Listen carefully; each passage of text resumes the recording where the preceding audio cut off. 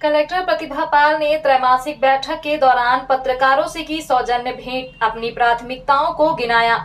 खबर रीवा जिले से है, जहां कलेक्टर प्रतिभा पाल ने अपने पदभार ग्रहण करने के 3 माह बाद मंगलवार को होटल सेलिब्रेशन में त्रैमासिक बैठक का आयोजन किया, जिसमें कलेक्टर ने जिले के विकास एवं समसामयिक विषयों और अन्य योजनाओं के संबंध में पत्रकारों से रूबरू हुई।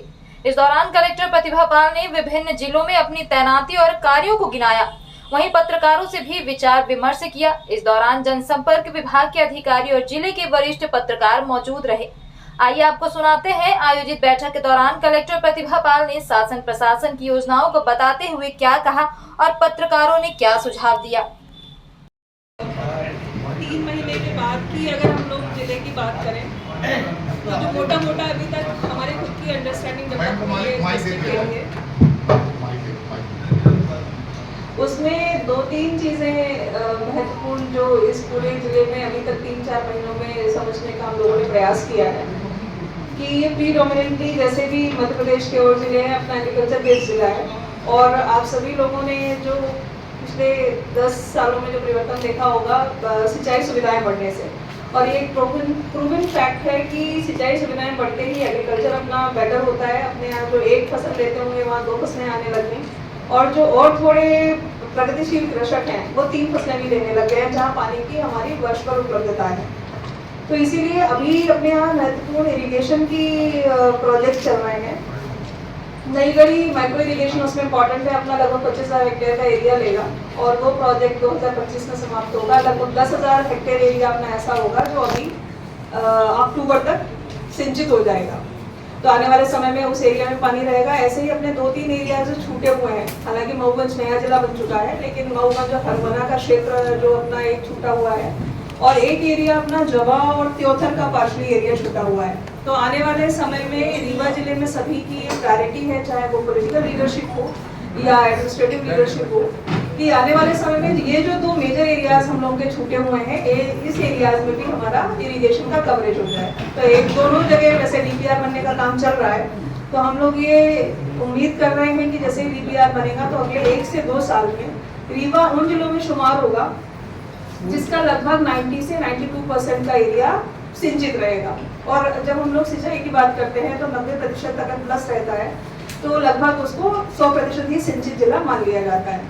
आप लोगों ने, आप सभी लोग, क्योंकि पत्रकार सभी लोग बाद में हैं, सभी रीवा जिले के रहने वाले हैं, यहीं पले बड़े हैं, यही जन्म हुआ होगा। आपने अपने कई सारे लोग होंगे जो गांव से शहर में शिफ्ट हुए होंगे, फैमिलीज पहले गांव में रही होंगी, तो आपने खुद ये चेंजेस देखे होंगे कि कृषि जब उन्नत होती है तो अपने यहाँ इकोनॉमिक एक्टिविटीज बढ़ती हैं। अपने यहाँ जो इकोनॉमिक एक्टिविटीज हैं वो भी कृषि पर आश्रित अभी ज़्यादा है। अगर हम लोग एमएसएमई के उद्योगों की बात करें तो अपने यहाँ राइस मिल्स की प्रचुरता है, और अभी भी जो डिमांड है एमएसएमई में वो राइस मिल्स की खूब है। वेयर हाउसेस खूब बने हैं रीवा में पिछले कुछ सालों में। तो आने वाले समय में इसमें थोड़ी वैरायटी रहे, इसीलिए हम लोग इस बार ये प्रयास कर रहे हैं कि हॉर्टिकल्चर को फोकस इस बार उन्होंने एरिया कुछ लिया हुआ है, जिसमें अपने यहाँ सब्जी की प्रोसेसिंग कुछ चीज़ों में टमाटर की, अदरक अपने यहाँ होती है, लहसुन होता है, प्याज होता है, और कुछ मसाले हैं। तो इन मसालों के एरियाज को हम लोग बढ़ाएं, और इनकी प्रोसेसिंग में जैसे राइस में लोगों ने अभी कॉन्सेंट्रेशन किया हुआ है, ऐसे ही ये कॉन्सेंट्रेशन राइस के अलावा हट करके बाकी चीज़ों में भी जाए। और आप देखेंगे कि अभी जब हम लोग मुख्यमंत्री सीखो कमाओ के बारे में बात करेंगे, जब उसकी रजिस्ट्रेशन की बात कर रहे थे कि कितने लोग कितने ज़्यादा इंटर्न्स को लेंगे, तो उसमें सबसे ज़्यादा जो पार्टिसिपेशन है वो राइस मिल्स का है। कारण ये है क्योंकि वो हमारे लोकल सभी एंटरप्रेन्योर्स हैं, लोकल रीवा के हैं, रीवा में रहते हैं, रीवा के लोग उनके यहाँ काम करते हैं, तो उनको भी सुविधा होती है। और एम्प्लॉयमेंट जनरेशन में एमएसएमई ने बहुत महत्वपूर्ण भूमिका निभाई है। तो आने वाले समय में जो हमारा रोड का एरिया है, ऐसे ही हम लोगों ने हनुमाना जो अपना मिर्जापुर रोड है उस पर डिमांड बहुत ज़्यादा है, एमएसएमई की भी, इंडस्ट्री की भी। तो हनुमाना में लगभग हम लोगों ने 150 एकड़ भूमि पिछले महीने ही चिन्हित की है, और उसके आवंटन की प्रक्रिया भी शुरू कर दी है, ताकि जो मिर्जापुर जाने वाली रोड है वहाँ चूँकि डिमांड यूपी की तरफ के भी लोगों की है, अपनी तरफ के भी लोगों की है, तो उसको कैटर किया जा सके। ऐसे ही इलाहाबाद जाने वाली जो रोड है वो अपना मेन हाईवे है। प्रयागराज की तरफ भी अपने लोगों ने 180 एकड़ जमीन नई आइडेंटिफाई की है, जो कि अपने लोग एमएसएमई को और इंडस्ट्री डिपार्टमेंट को देंगे। इंडस्ट्री डिपार्टमेंट का फोकस भी है कि इस एरिया में भले ही जो कमर्शियल एक्टिविटीज़ हैं या इंडस्ट्रियल एक्टिविटीज़ हैं उनको हम लोग कैसे बढ़ाएं, तो इन दोनों चीज़ों पर लगातार इंडस्ट्री डिपार्टमेंट का भी फोकस बना हुआ है। इसके बाद में जो शासन की इस समय की प्रायोरिटी की योजनाएं हैं, आप सभी लोग परिचित भी हैं, आप में से अधिकतर लोग जनसंपर्क के साथ एम्पायरमेंट भी हैं, लगातार काम भी कर रहे हैं। तो लाडली बहना योजना इस समय मुख्य प्रायोरिटी में चल रही है। जो उसका प्राथमिकता क्षेत्र है वो अपने यहाँ पूरे जिले भर में अगर हम लोग बात करें 4 लाख से ज़्यादा महिलाएं इसमें पात्र लाडली बहना की पात्र हैं। और अभी 21 से 23 वर्ष की जो नए लोगों का चिन्हांकन शुरू हुआ है उसमें भी अब तक अपने यहाँ 6 से 7 हज़ार नए आवेदन हो गए हैं, जो आने वाले समय में थोड़ा और बढ़ेंगे। इसमें पैसा तो एक पॉइंट है, 1,000 रुपये देना आर्थिक आत्मनिर्भरता की बात करता है। उससे भी ज़्यादा इम्पोर्टेंट कंपोनेंट उसका लाडली बहना सेना का है।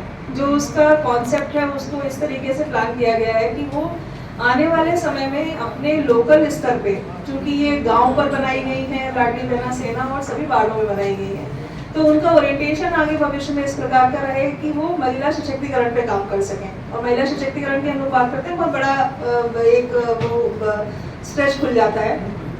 तो रीवा जिले में हम लोग 2 चीज़ों पे फोकस कर रहे हैं कि लाडली बहना सेना 2 चीज़ों में काम कर रहे हैं।